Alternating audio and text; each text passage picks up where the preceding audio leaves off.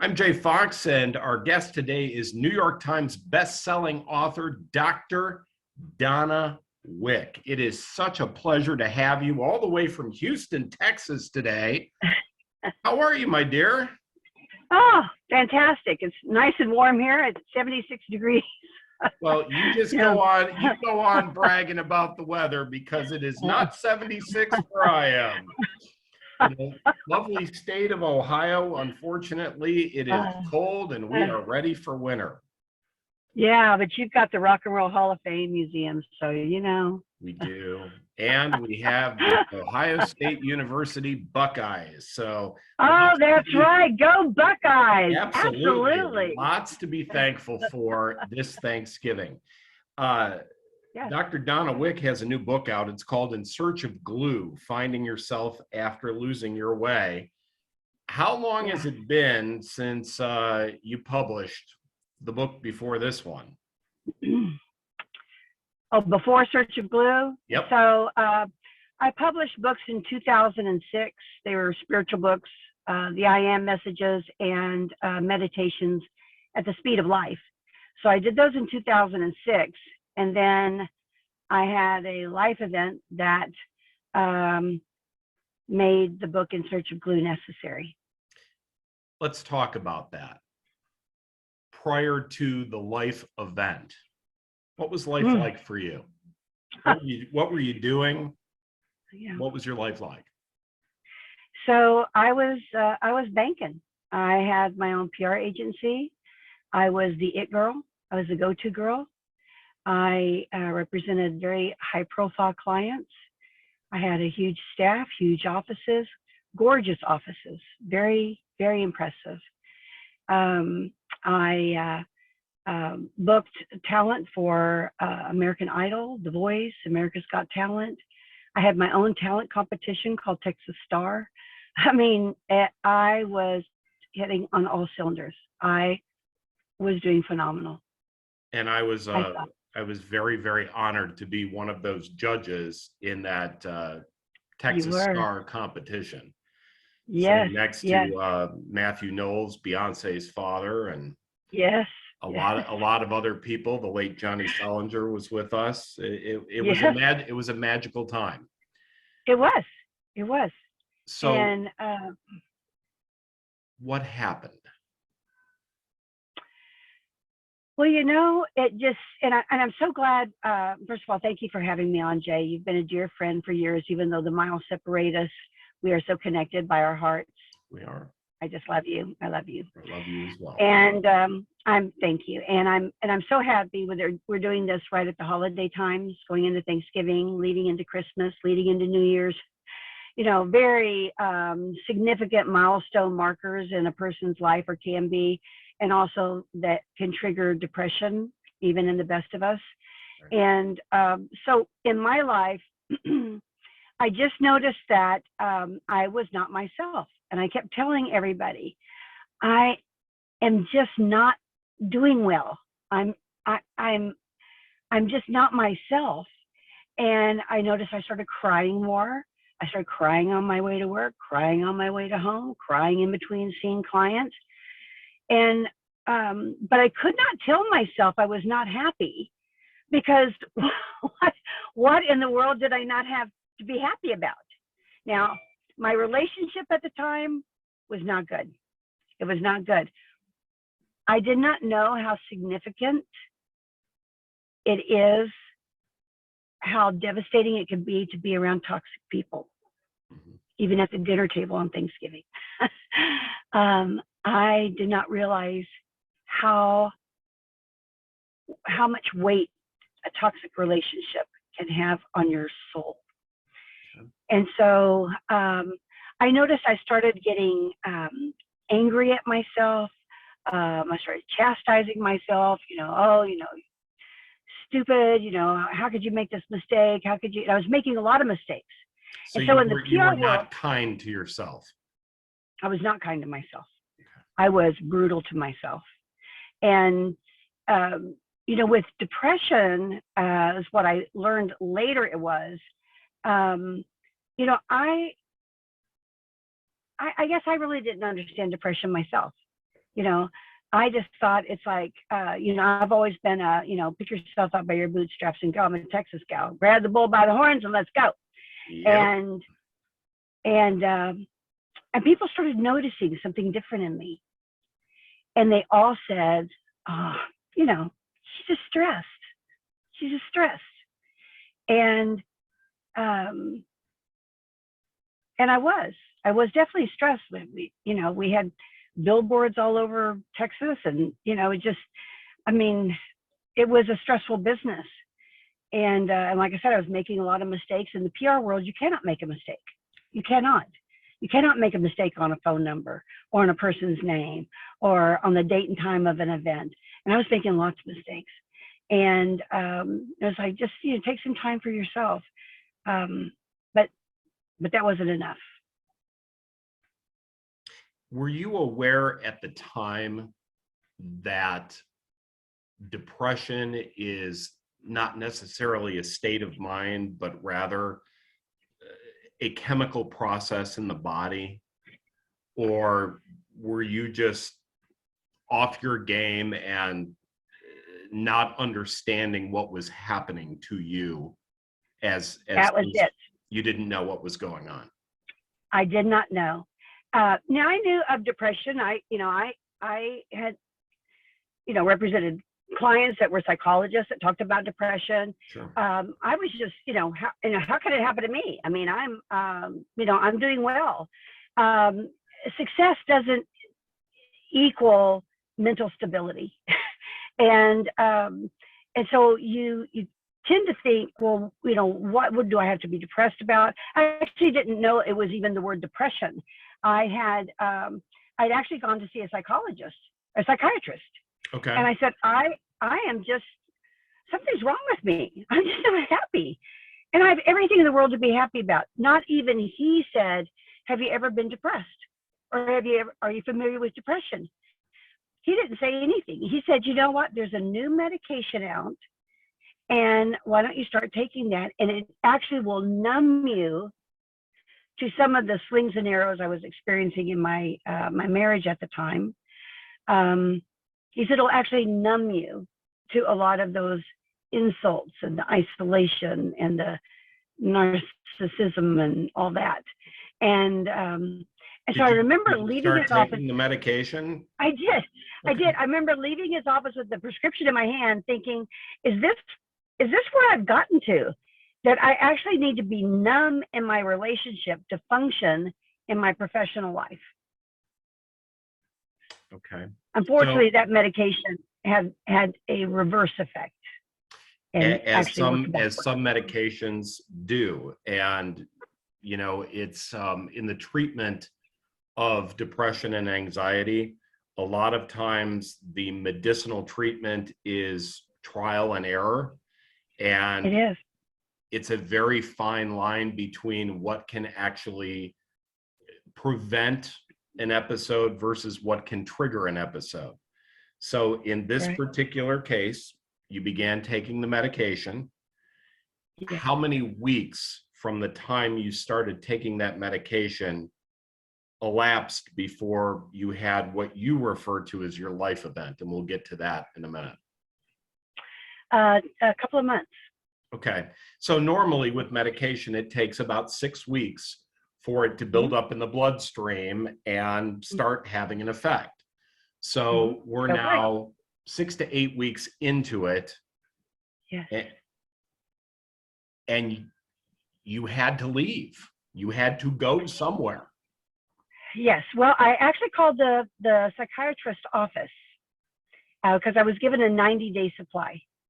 And I had an appointment coming up in a couple of weeks. And I called the psychiatrist's office and I said, you know, I think this pill I'm taking, and I don't take anything but ibuprofen.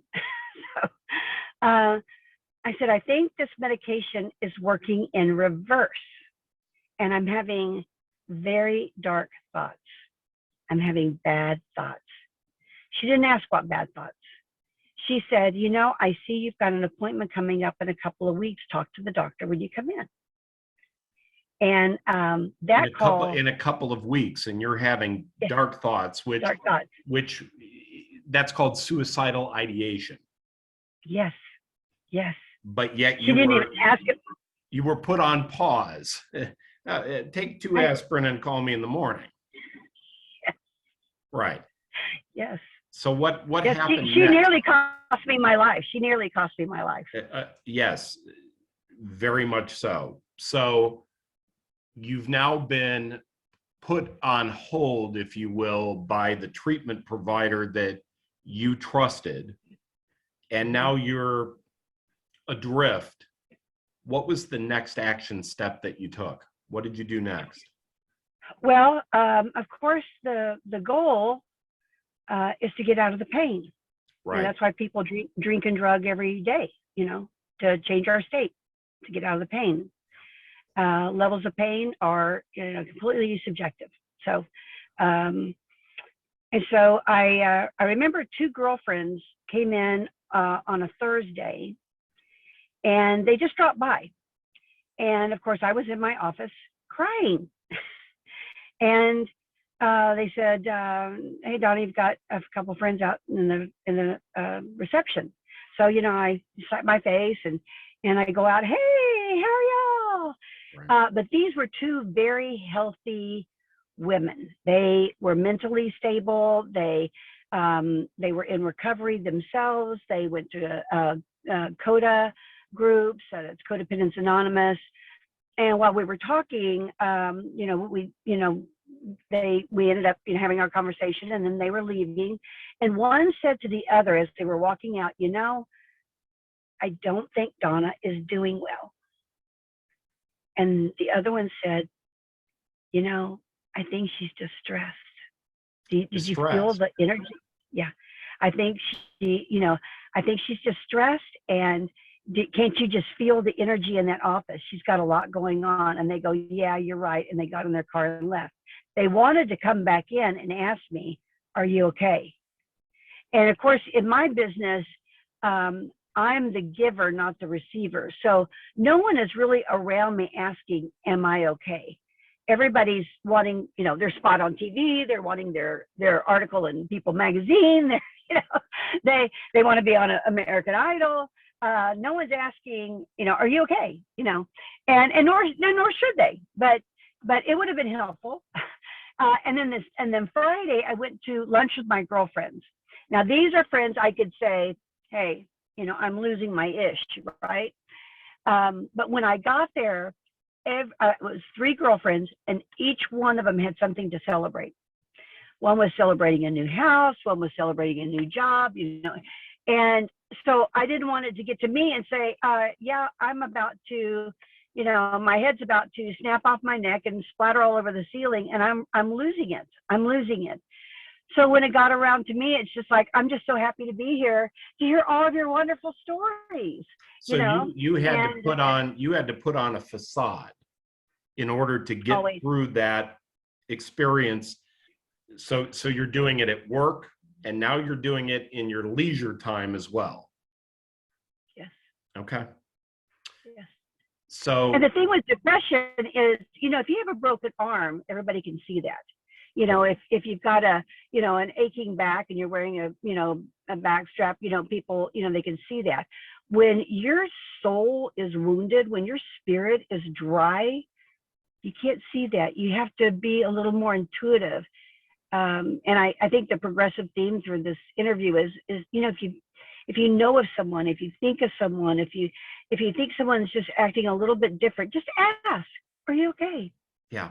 And we try to spark the conversation so that it is no longer taboo to talk about, "I'm not okay." It's okay to not be okay, and it's even more okay to say, "I'm not okay and I need to talk about it." Continuing with the journey, you are now having to put on a facade to get through every aspect of your life. At some point, there was a breaking point. Do you remember what that breaking point was that caused you to say, "That's it"? yeah. And so it came on very innocuous. It was very benign. It wasn't like this emotional, oh, I have to, in my life. It was very natural. That's what was so scary. It's very natural. So I had girlfriends come in Thursday, had lunch with my girlfriends Friday.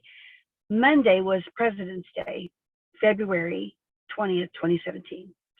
And I decided I had given my staff the day off, of course, and I was going to go into the office. And I decided, I'm going to go to Galveston because, it just helps me to breathe a little more deeply. And at the last minute, I noticed all these medications that I had been given prescriptions for that I filled that were like for, I don't know, anti-anxiety or pain medications or things like that. There were 8 bottles. There were 8 bottles there that I never took. Like I said, I really didn't take medication. I just took ibuprofen if I needed. And it was just like, I think I'll take these. I think I'll take these with me. At that point, I was in a completely disassociated state. I'm out of my body at this point. I take the bottles, I put them in a plastic shopping bag, and I start driving to Galveston. And on the way to Galveston, I'm pleading with God. I'm actually putting it on Him. Hey, if you let me get to Galveston, I am going to take myself off the planet. So you either need to stall my car, give me a flat, do something to prevent me from getting to Galveston. Because if you let me get to Galveston, I'm gonna off myself. And then there were periods of, God, I love you, I love my kids, I don't want to leave the planet, to God, I'm one of the good guys. I've devoted my whole life to help building people's dreams. Why aren't you helping me in this moment? Kind of like, my God, why have you forsaken me? I'm, So you're now bargaining with God. Yeah, I'm bargaining. And I'm also shaming God. I'm shaming Him. If you let me get down there, I'm going to do this. And man, it is on you. It's on you now. So do you realize that at that point in time, you are in a completely isolationist state? No family? No, I actually, I am just, I am in a fog, but I'm just in a fog. I'm going through the motions. I'm driving down there, but I'm definitely not clearly thinking. I'm definitely not clearly thinking. I do get to Galveston, and I'm kind of smirking, well, okay, God, look what you've done, and I will say this right now, sometimes when you pray prayers, they're not answered at that moment, because what I found out later was God was already preparing behind the scenes on the back end of my situation, my life event. So God did answer my prayers. So anybody that says, yeah, I feel like that too, and God doesn't answer prayers, no, God does answer prayers. He just doesn't answer them at the time or in the way that you think they should be answered. But God was definitely working on the back end, because He knew I had free will, and I was going to exercise my free will. There was, at that point, no one that could talk me out of it, because it just felt so natural. It felt completely sane to be doing this. In fact, I took myself to lunch before I went to my hotel room. Really? So you had a last supper event before? Yes. And what happened was, I went to this wonderful restaurant in Galveston, Guido's, and I always, for 20 years, when I went to Galveston, and ate at Guido's. I always had the stuffed shrimp. And that day, I ordered the stuffed shrimp, and they said, we no longer carry that. Oh, no. And I thought, wow, okay. So it is my time. It is my Wow. time. Not So even the so one literally every possible odd sign is pointing Right. you in that direction. Yeah. Okay. Yeah. Yeah. And so I enjoyed something else. And then I went to the hotel, and I decided, first of all, I told no one I was going. This is another clear aspect of being disassociated. You're fully in your body and you're thinking about offing yourself. Leave breadcrumbs. You say things like, you know, if I don't come back from Galveston, just know, you know, I love you, or, you know, none of that. No one knew. Okay, so nobody knew what was going on. There was no preparation. It was just, you were at that point. I was done. I was tired of living in the pain. And, you know, people say trying to commit suicide is a coward's way out of life. And I want to correct that. It's actually the most torturous thing a person can go through. It's absolute torture, because you do want to do it and you don't want to do it. You think of your loved ones and you don't want to leave them, but the pain is so overriding and has such a stronghold that you can't imagine another minute going through that pain. And it's pain that no one else can see. So when people say, I should have seen the signs, no, because the signs are in here. They're in here.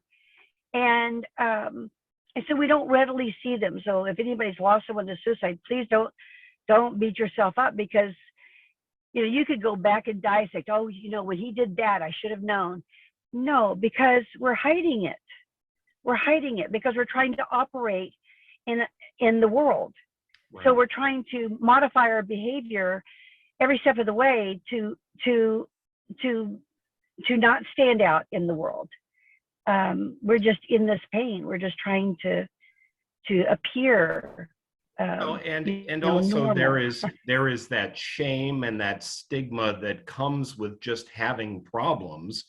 And as you said at the beginning of the interview, the way you were raised and the way many people are raised across cultures, across the country, even across the world, not only do we not talk about it, but we don't acknowledge it, and we just try to pull ourselves up by our bootstraps, as you said, and press on. You got to the point where you couldn't. No. But it got too much. Right. It just got too much. So I mean, I'm gonna ask the elephant in the room question, my dear friend. Why are you here now? What happened that prevented the action? How did you survive? Honestly, just by the grace of God. I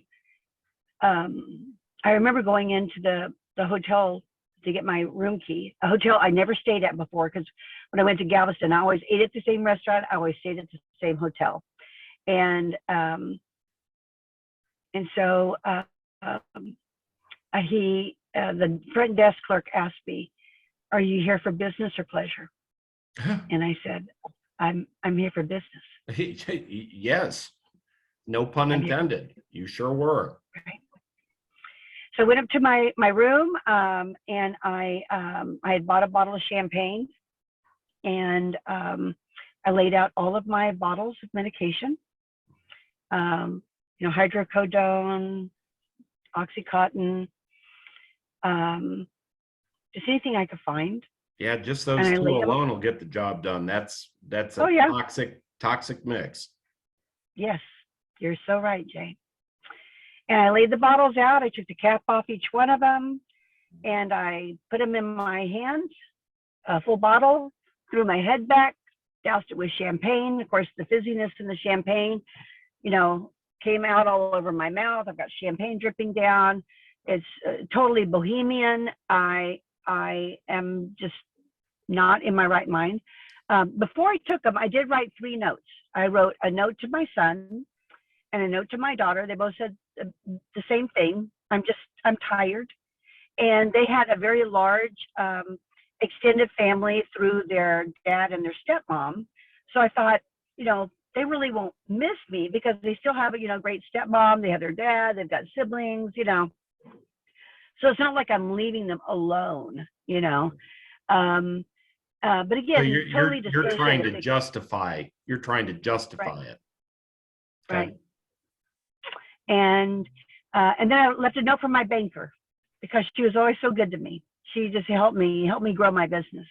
Okay. And so notice I did not have one to my husband, and which later he would recount when I would say after I survived all this, and I said to him, "Do you have any questions for me, about what happened?" And he said, well, I didn't get a note. So it was more about him than it was about Yes. your episode. Yes. Hello, Dr. He was not on the ladder of importance where he thought he should be. Right. And so I took all the medications. And did the medicine get into your body? Did you swallow the pills? I did. Okay. There wasn't a single pill left on the table. And okay. I then sent out an email to some friends, and I just put, "Hey, I just want to let you know that really love you, and nothing like I'm in Galveston, I'm going to kill myself, and just kind of and I love you, not really a goodbye, just I love you." And a good friend of mine, a constable in the Woodlands, Constable Ryan Gable, read that email and read it out loud to his wife. It was by that time it was in the evening, and the wife says, "I think that's a suicide note." And so Constable Gable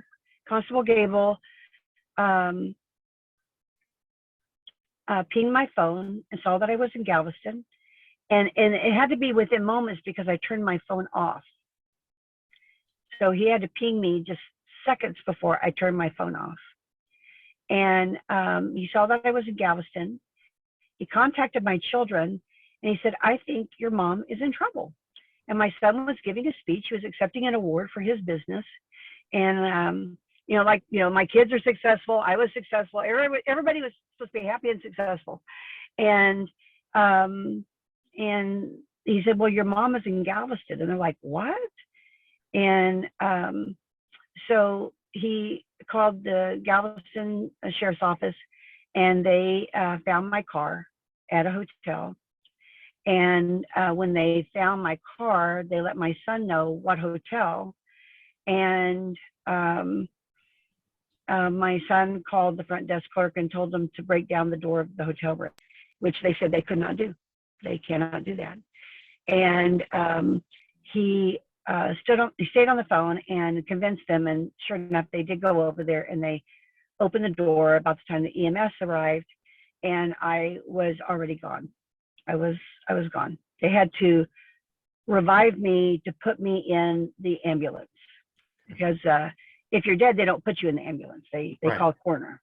Well, and you're literally in a race against time at that point. Right. But I was done. And they did revive me. They took me to UTMB in Galveston, and University of Texas Medical Branch in Galveston. And I was in a coma for a week. Several times they would tell my children, "Okay, your mom is not going to make it. Say your goodbyes." I have a picture of me in the hospital bed, intubated, and it's so sad. It's just so sad. And the first day of my coma, my husband filed for divorce. They had told him that if I did possibly come out of the coma, I would be brain damaged. And so he was like, well, I'm not going to have any of that. Spending my life with someone that has brain damage. So he filed for divorce, and my kids basically moved to Galveston until I came out of my coma.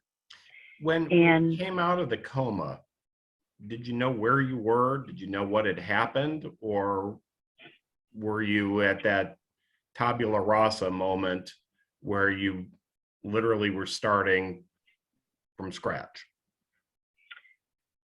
I woke up with my son saying, Mom, if you can hear my voice, blink your eye, or squeeze my hand. If you can hear my voice, squeeze my hand. Okay. And I remember that was my first moment of consciousness, was squeezing his hand.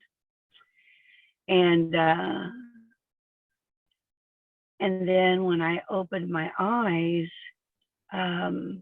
everybody was cheering. Everybody was so happy. And the doctor said, look out the window. You can see the beach. Look out the window, Donna. You can see the beach. And I don't remember this, but my son said, I didn't do it. I didn't succeed. So when I woke up, I still had that where, I couldn't even do that right. I couldn't even do that right. I was so ungrateful to say, because here are these people fighting to keep me alive. And I wake up and it's like, I didn't even do that right. And so then reality hits. So I want to just kind of share some of that. So when reality hits, you wake up from a coma, of course, your body hasn't eliminated anything. You haven't. So, Katie barred the doors. I just started having these massive bowel movements,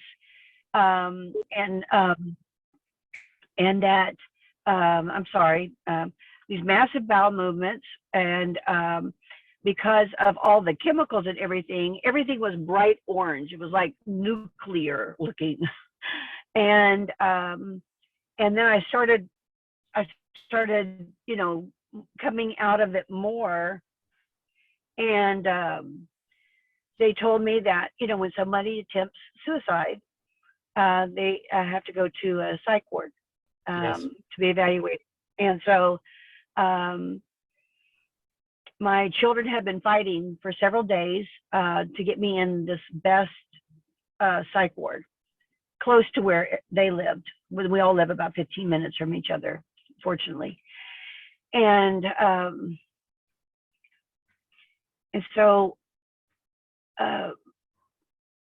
they start asking me questions, and I have 100% recall.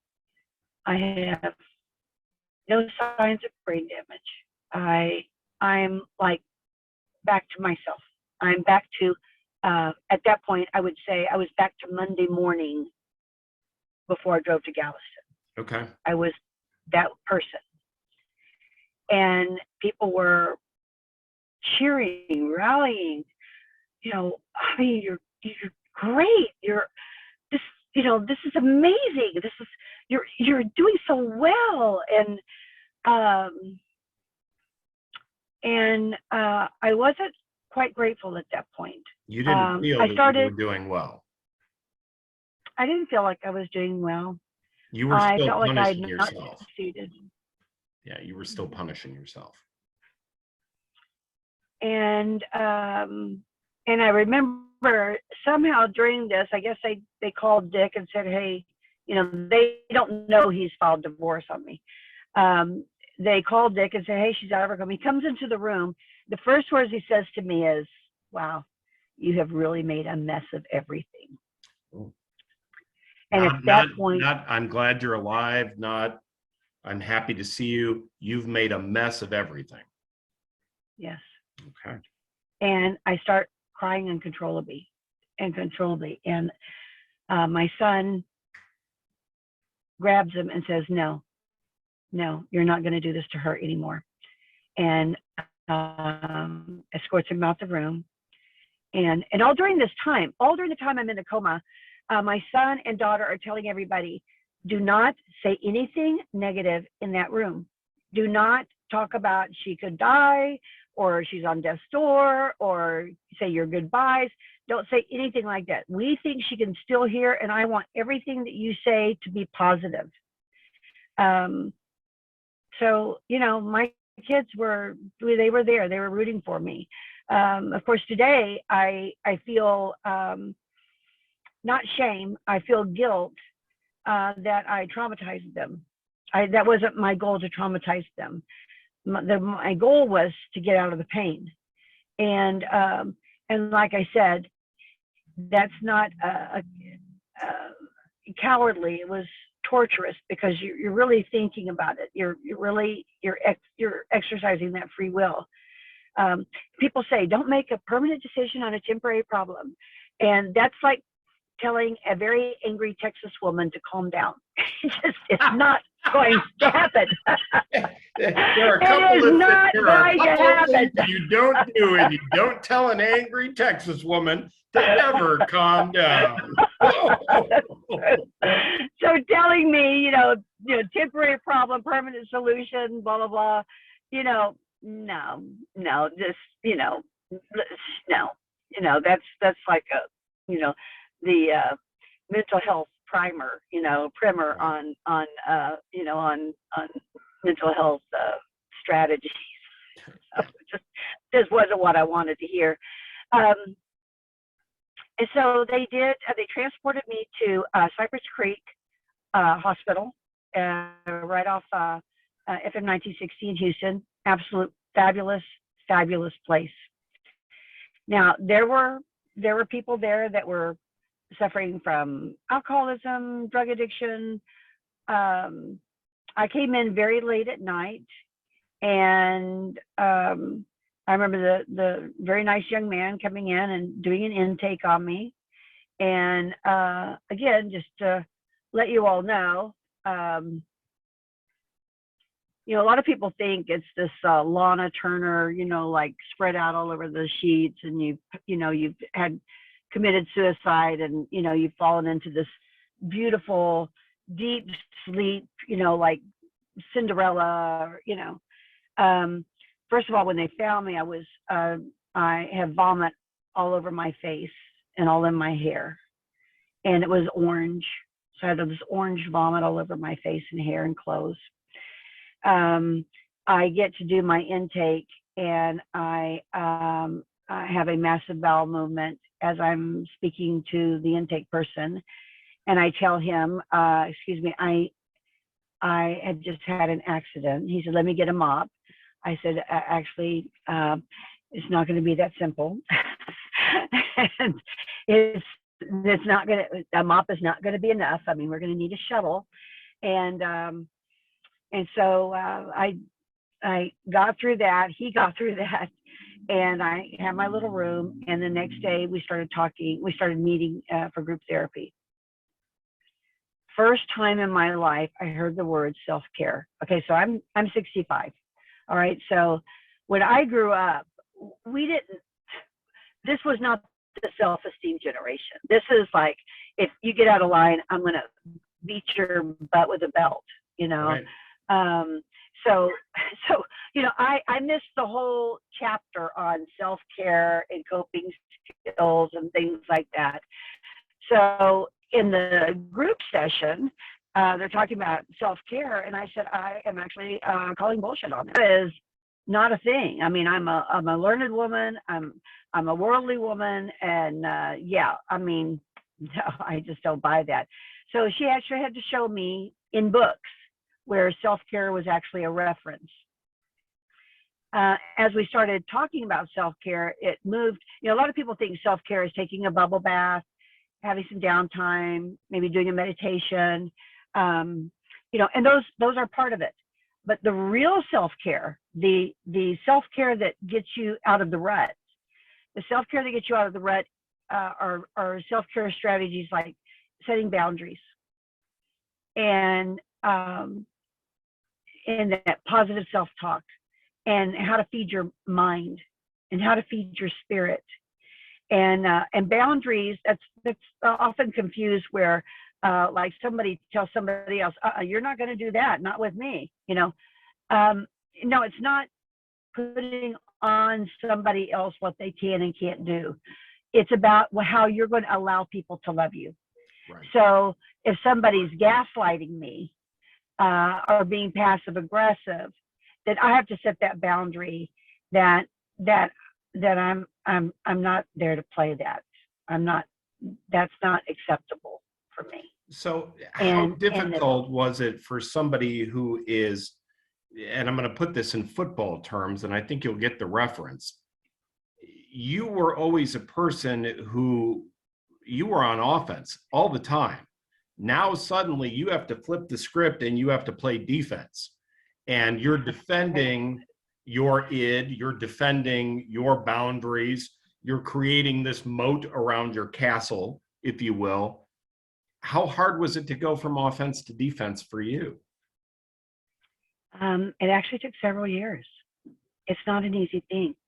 It's really not. You learn it intellectually, theoretically, philosophically, you get it. Practical application, not so much. I went through a month at the psych ward. I was served papers at the psych ward for my divorce. We learned a lot about narcissism, which was my case. I remember asking my therapist, we were learning about the stages of grief. And I said, well, what stage do you think my husband's in? And she said, exactly, she said, Donna, you are too sweet for this world. You do not understand the nature of a narcissist. He is not grieving. He has already replaced you. He has already replaced you. So he's going on, and it's all your fault. It's like, okay. And that was true. That was true. He had actually replaced me before I even did this. He had already replaced me. I get out of the psych ward. I actually hate leaving because I am just enjoying the discussion so much. I did get a therapist. I still meet with my therapist today. It's been since 2017, so 2021. I still meet with my therapist every other Thursday. I have therapist Thursday. Good. And because of COVID, we started doing Zoom, and now we just talk. And sometimes she'll say, Donna, I mean, is there anything you really want to talk about? It's like, nope, I just need to know that you're there because I'm in a great place right now. I mean, I am great. But if I cease to be great, I need to know that Thursday's coming up, or I can text you and I can ask for an appointment sooner than Thursday. You're part of my mental health. And she is a large part of my mental health. For a lot of people who go through what you have been through, it's a very highly personal experience. It's hurtful. It has an impact on family members, acquaintances, friends, coworkers. What gave you the courage to decide to be public about this?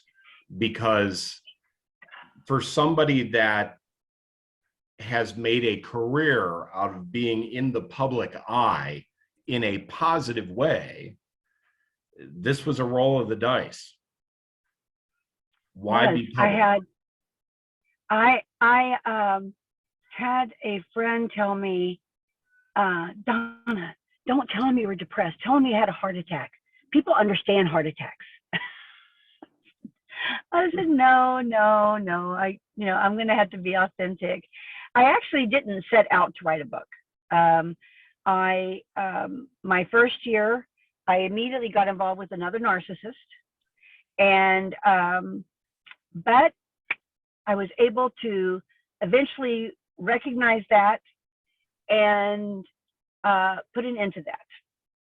And so that was celebrated. I celebrated that. And let me ask you, because this is a critical part of the journey. How did you recognize that you were repeating toxic behavior? How did you know? Because I heard gaslighting for what it was for the first time. And when he said a certain thing to me, when he said that, I just heard it differently. And because I had gone through group therapy, because I was speaking with a therapist, because I had read about it, I was going to CODA groups, and CODA, like I said, it's Codependence Anonymous. They're free, and it's all about relationships. So you can be a drug addict or not a drug addict. You can be an alcoholic or not an alcoholic. You can be depressed or not depressed. You could be someone that just wants a healthy relationship. You know, you don't have to have a bottoming out experience to go through CODA. And it's about how to have healthy relationships. So I'm heightening my awareness. And so when he said that, I realized, wow, I've done it again. I've done it again. And so my addiction in life was love, to be loved. So I grew up with alcoholic parents. My parents put alcohol first, not judging them, just a statement of being. And so I was always looking for that unconditional love. And so I would just go, 90 miles an hour into horrible relationships, bust into a brick wall. And then I would start looking for cement to rebuild it. Never thought for an instant, this may not be good for you, Donna. But, it's when I was growing up, I thought, I'm going to beat the cycle of alcoholism. When I was in therapy, I realized I am beating the cycle. I am breaking the cycle of self-loathing. And millions of Americans suffer from self-loathing. Right. Every day we are bombarded with messages that we are not enough. And if we use this shampoo, we'll be acceptable. If we use this mouthwash, if we use this skin toner, skin whitener, I mean, it goes on and on. If you're thin like this, if you're, it's the world is always, you are just not enough. And that was my world. I operated in that world every day. We all do, but I did to a heightened degree because, publicists are supposed to look a certain way. I'm dealing with, high profile people.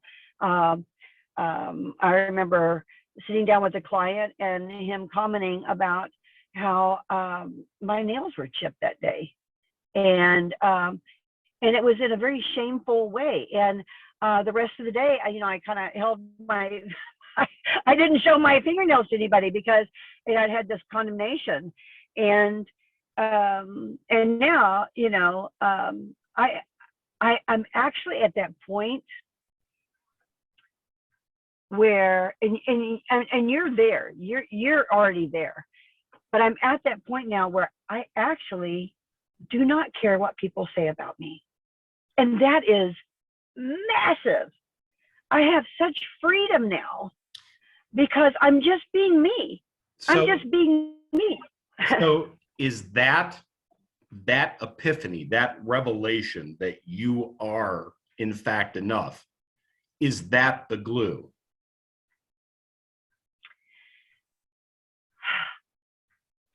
Yes, that's the healthy glue.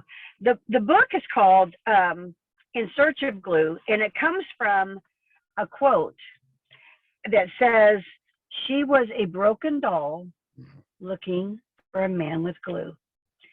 I was looking for someone to fix all the broken places in me. That's not actually the best beginning to a healthy relationship. Right. You have to, and the subtitle of the book is Finding Yourself After Losing Your Way. You had to go on a journey of self-discovery to not only determine who you were, but then to be okay with it and to be okay Right. with it being enough. Right. So like even this interview, so, you know, life happens. I'm still busy as ever. And I didn't have time at the right time to be in my office to have this interview. And so I've pulled over. I'm in a parking lot, sitting in my car, and you know what? The discussion is still just as deep. It's okay. It's okay that it's not perfect. I didn't get frustrated. It's just real life. It's real time. It's you just you just have got to be flexible, and but you know, but it takes a me. I remember when I moved into an apartment after I got out of a Cypress Creek hospital. My husband did not let me come back and get my things. He did. I mean, it was like, it was cut. I couldn't get my things. I couldn't get my clothes. I couldn't. So finally, after weeks of pleading, he finally did deliver boxes of my clothes. And as the movers came over, they were his minions, people that worked for him. He was a very wealthy guy. And his minions came over and delivered all the boxes of my clothes. And then they handed me this bag. And the last thing they handed me was this bag. And they said, he wanted you to have this. And so I'm curious as to what is in the bag, of course. So I open it up, and there's a piece of paper rolled up like a tube. So I unfurl the paper, and guess what's inside? My glasses that I had on when I tried to commit suicide, and they were still covered in dried vomit. I see. And he wanted me to have them. So immediately, even after you have been excommunicated from the castle, if you will, he's still trying to punish you with reminders of what you did. Yes, it's like gaslighting 5.0. I mean, it's like, wow. But I had learned coping skills. So my coping skills, and there are several, and you can look up, you know, different types of coping skills, but mine were to get out and take a walk, listen to music, call a friend. And so I immediately, I just told him, I said, you know, I have to go. I have to go. And I walked outside. I just kind of walked around this apartment complex, and I had my phone with me. I put on some music and just kind of got myself, you know, back into a state. And then I called my girlfriend, and I said, you actually are not going to believe what just happened. And when I went back, the guys had already gone, and I tossed the glasses, and I just started living my, I'm not going to say I'm living my best life, because that's, I don't know, that just, well, I don't know, I started living my yes life. I started living my yes life. That term has become very cliche, and it really doesn't have a lot of substance. You were living your life your way. Right. Right. So I have a coach now, Maggie Dickens, and she and I are working towards my yes life. So I'm investing in myself because at this point, you know, I don't have gobs of money like I used to have. And so I definitely make sacrifices to invest in myself. So for everybody that says, well, I can't really afford a therapist, there is a way. There is a way if you'll make a way. Sure. And sometimes it could just be a good friend. But also what I learned is you have to develop your own advisory board. And these are not people that are always going to say yes, but they're definitely not your friends and family, because your friends and family have their own opinions of how you should be living your life. I put together an advisory board of three women that that represent where I want to go. Okay. They're not friends that represent where I am or where I've been, because that's a bummer because there's always that reminder. I surround myself with women that are doing far more superior things than myself, that have conquered greater challenges than me, and I am. You know, they say if you're the smartest person in the room, you're in the wrong room. You know, I'm with people that are way smarter than me, way more accomplished than me, and I love it because I'm always learning through osmosis. I'm now,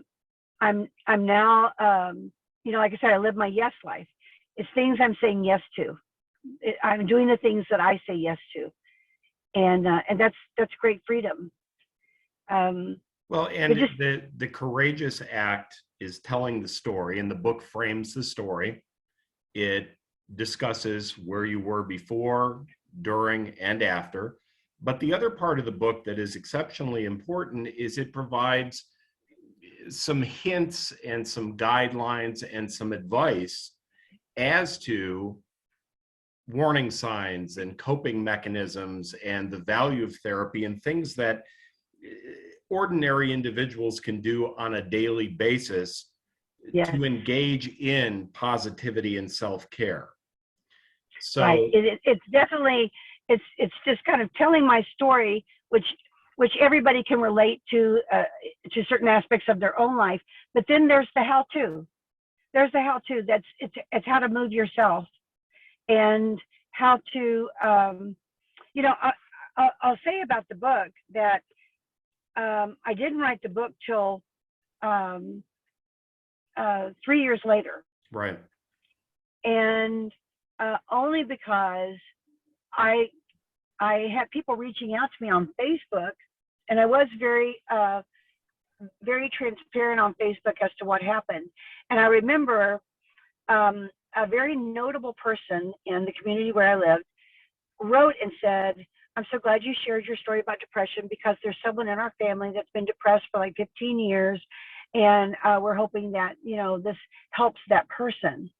And the next week, that same notable person said, "You know what, you've been transparent, so I'm going to be transparent. I'm the depressed person in our family that's been depressed for 15 years. So your story motivated somebody to take action on behalf of themselves. Yes. I just had a conversation yesterday with someone that kept saying, "I'm a mess, I'm a mess, I'm broken." I said, "Okay, you might be broken, but you're not a mess." Right. You're not a mess. You may be broken, okay? It's okay to be broken because we will fix that and we will go on. You know, a lot of people feel, you know, shame and guilt, and I learned a great distinction, and this might help some of your listeners, is that guilt is, I did something bad. Shame is, I am something bad. Right. So it's okay if we feel guilt about things that we've done. I have a lot of guilt about how, you know, so while I'm in my coma, my employees have now re-signed my clients, and they start their own PR firm. So I get out of the hospital and then go into recovery, into the psych ward, and then I come out and I've learned I have no company, that it's been divided out between people that I interfaced with. A woman that owned a magazine, she took some of my clients. It was like just kind of picking over my stuff, and I'm not dead yet. I used that hashtag for a long time. I'm not dead yet. You can't be picking over the stuff of my life. I'm not dead yet. But to them, you know, and I've since forgiven that. You know, they were scared. They didn't know what they were going to do. They did the thing that they thought they should do at the time. You know, so actually, you know, they don't have their PR company anymore. You can't steal something and thrive. But you know, these people used your tragedy and your life episode to cancel you. Yes. That's very. And I would even talk to clients, you know, because at some point I started, you know, making amends. Hey, I'm really sorry. You know, There's no agency anymore. And they would look at me like, you know, you don't look like you're crazy. I said, well, people started. What a horrible word to use. Yes. And then, it was like, everybody expected me to walk in like Phyllis Diller, if everybody can remember Phyllis Diller, hair all disarray. Right. So it's interesting how people interpret what a person's gone through, and the genesis, was a self-loathing, and so that's kind of the second part of my career is to talk about that. So in the couple of minutes that we have left, are you going on the road? Are you going to be speaking? Because you do that so well. Oh, thank you, Jay. Well, like I said, it took me 3 years to write the book, and then I sat on it a year because I didn't know if I could talk about sad things. And so I had to reframe it that I'm not really talking about sad things. I'm talking about happy things like loving yourself and setting boundaries and coping skills. My story just kind of gives you my street cred on why I can talk about it. Right. But it's about being kind to yourself and good to yourself and living a healthy life and one that is for you, and to live your yes life. Yeah. And so in that regard, I love it. So well, it is our hope that in 2022 you will come to Central Ohio and you will speak to the folks here, because everybody needs to hear this message. The book is called In Search of Glue: Finding Yourself After Losing Your Way. Dr. Donna Wick is the author. The book is available at Amazon.com. And is there a website as well? Yes, they could go to insearchofglue.com or DW Omnimedia, Donna Wick. You can just look up Donna Wick and find me there. Yeah, my phone number is listed, so if anybody wants to call or text, I'm here. So, I just have a real commitment towards those that are seeking help. And, Jay, you've always been a bright spot in my life. We didn't spend enough time together when you were here. But, we're connected on Facebook. We're connected by, our heart emotion. And to me, you are the epitome of a yes life. You have created it. You're living it. You're living your most authentic life. I so admire you, and I love you dearly. Thank you. It means a lot to me. Our guest has been Dr. Donna Wick. It has been a pleasure to see you again, and thank you for sharing your story, and thank you for continuing to be a beacon of positivity, in a time where we really need more life success stories. All right. Thank you. Well, happy Thank you so much. Absolutely. Happy Thanksgiving to you. And we will see you in 2022.